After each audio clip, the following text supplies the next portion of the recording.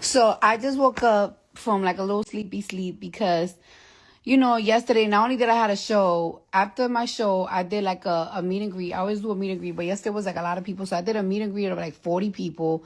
Then after I did that meet and greet, I took my wig off, put a wig on, kind of redid my makeup and everything. Then I went to the club and I drank a little bit. And even after a drink and I got home like around 5 a.m., I had to wake up like around 9 a.m. because my phone was ringing off the hook with this whole Grow Good stuff. Grow Good that came out today. Everybody just keep calling me because I'm trying to get everybody and everything situated for this Atlanta show. Like family and friends and everything is like my last shows. So I'm trying to have everybody like be comfortable, make sure everybody have everything. So I practically didn't sleep today. I took a little nappy nap. Then I went out to eat with my cousin and my aunt and my baby and my niece. And I slept and now I'm up. So, but what I really wanted to tell y'all, right? Because you know how I did my little statement from that Groker stuff? I really want to let y'all know how that came about, okay? So I'm going to let y'all know how that whole Groker thing really came about 3 years ago, like around 2024. So at the end of 2023, right? My career felt really weird. I know that if I was consistent with the music, I was going to be back up where I want to be. But it was hard for me to be consistent with the music because my ears were shut down. I didn't like no songs. I didn't like nothing that I was coming up with. I didn't like nothing that other people was coming up with. Sometimes when you like shut down and you don't feel like you have done everything and you have heard everything. Sometimes I'm like that even with clothes. That's how I felt when it came to my creative space. I didn't like what I was doing. I was doing things with Cardi. I was doing things with other people. And it's like, I just didn't like what nobody was coming up with. So it was hard for me to be consistent with music. I did had a couple of songs, but I was like, I'm not really sure if I wanted to put them out. But then, I was like, you know what? Fuck it. At the end of 2023, you know how we always be like, oh, by the end of the year, we're going to make plans for the beginning of the year. I did that. You know what I'm saying? At the end of 2023, my plan was to go to Colombia, remove my shots, shoot music videos for songs that I already had, and I followed that. And everything went down the drain. Let me tell you. I shot like what? You know what I'm saying? I shot like what? And while I shot like what, I was in Colombia recording songs. Like I did like what, and then I went straight to Colombia to remove some of my shots, right? While I was in Colombia, I had this really weird sadness that I was like, no matter, like I want to continue to follow with my plans, but I was so depressed that I couldn't continue with my plans like I wanted to. I came back from Colombia and I shot the music video for Enough. And we did the whole promo plan and we did everything, but I wasn't really confident and I didn't really feel good in myself.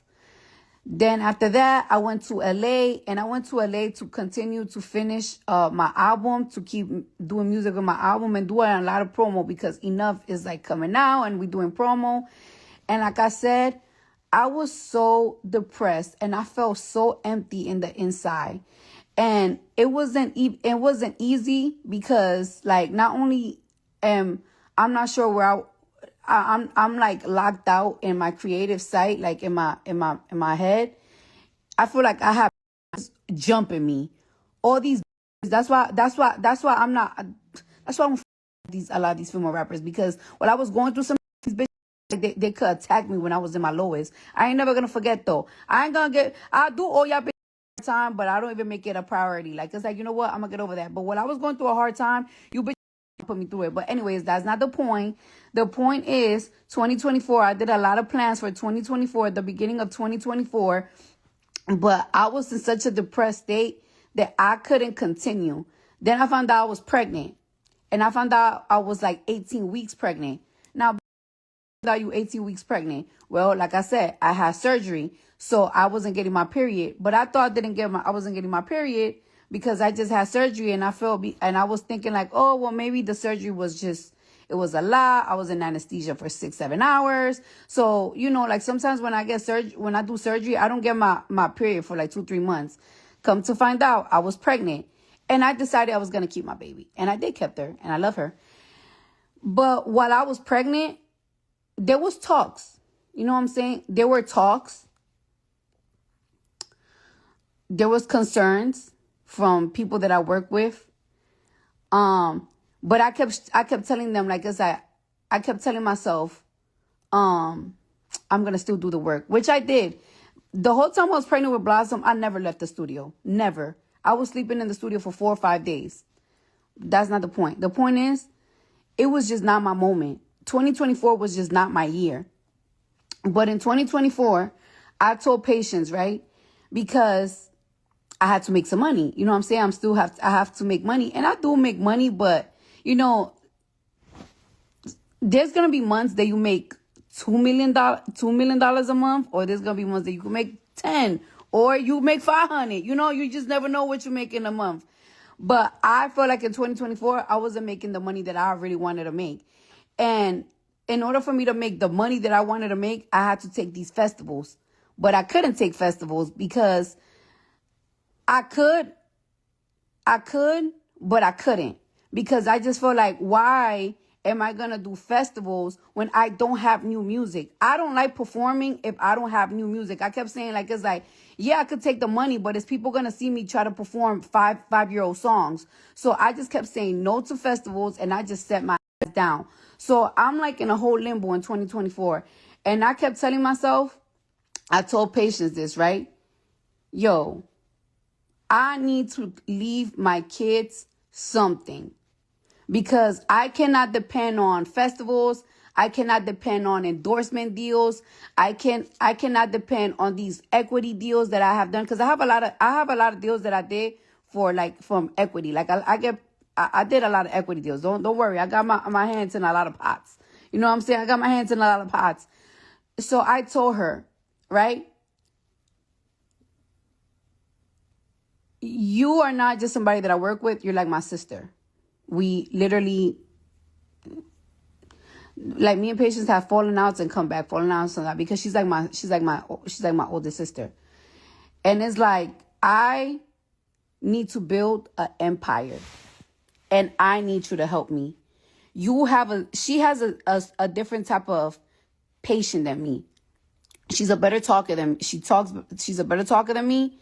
She's better at doing numbers than me. And I know she's the type of person that is like, she's not going to finesse me because she wants to be just as rich as me. So I just know that thing. And I was like, listen, it's time for us to change our life around.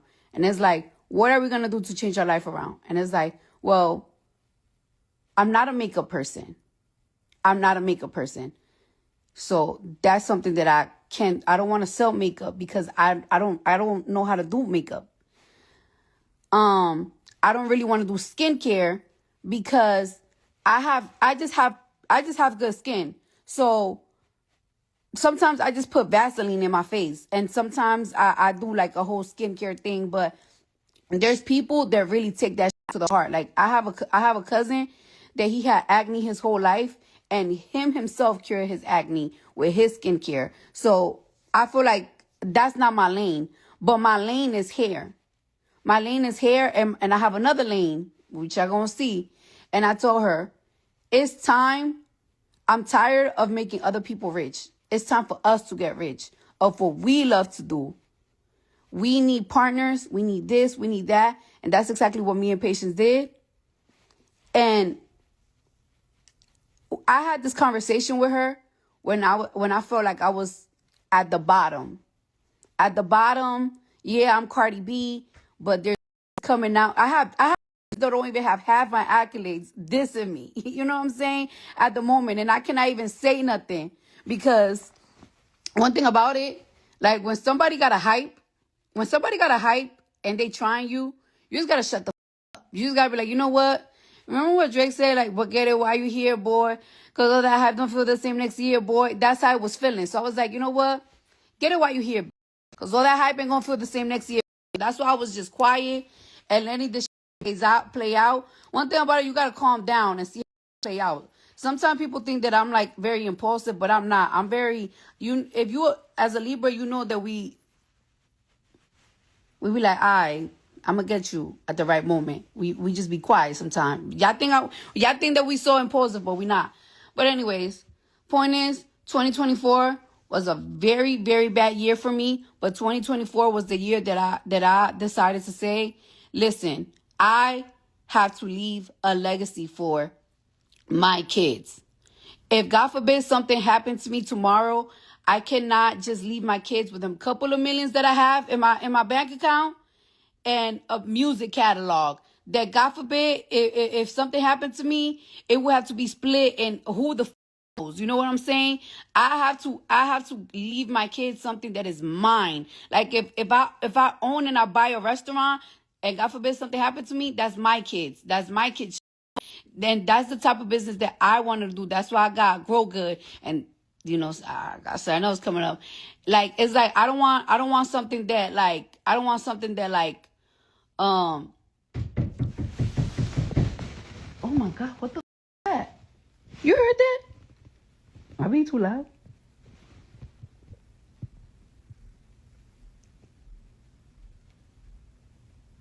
Oh my God. I'll call you back. Get the f- out of me. Whole point is, I'll tell y'all later because get the f- out of me.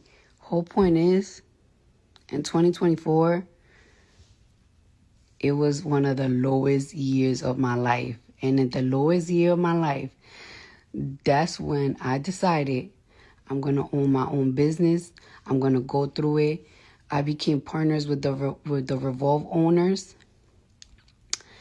And we have tested this product like 11 times.